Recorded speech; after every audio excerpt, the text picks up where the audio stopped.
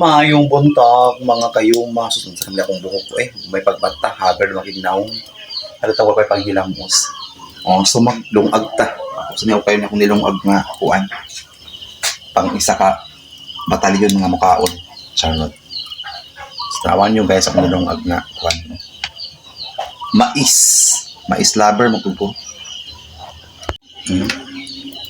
Mais nga kanon nga numero 12 nga pino nga kuan mais sa ding kuan og tubig kay aron malamala na ni siya.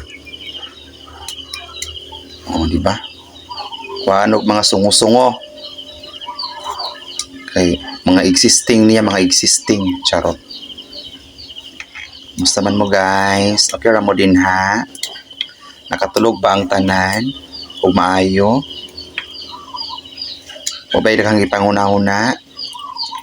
Pag wala man to nagsweldo. Ako tulog lang gyapon kog tarong balag na piwa na bayaran. Kayon din nato ni siya.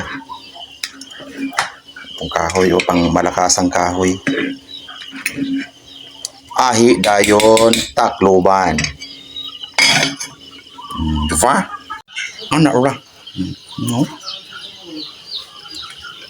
Ay gani karon kay may gani pa ning ulan kay ag muulan kuan ra siya tawag ani kasara gabi kung ulan ni siya buntag dili ko ka digamo kay kining amuhang abuhan diri tulo kanang alulod diha so kinamuagas ka showering na siya lisod kay ta mag-repair kay dili niya to ang balay nangabang rata dito rata mag-repair og makabalhin ta sa atong napalit nga kuan yuta charot.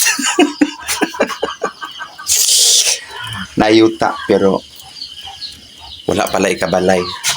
So basig po kung kaloy as Ginoo marokan nito. So mas maayo mo na mag-repair tao. Tuwagin ka galingon kay makahunat ta. Ay nangabang rata. Alisod man. So magwanta lang sa og kuan. Tulo-tulo magpayong sa sulod. Bitaw kung mag-ulan, among gamiton rice cooker lang sa kadi magimi kadigamo.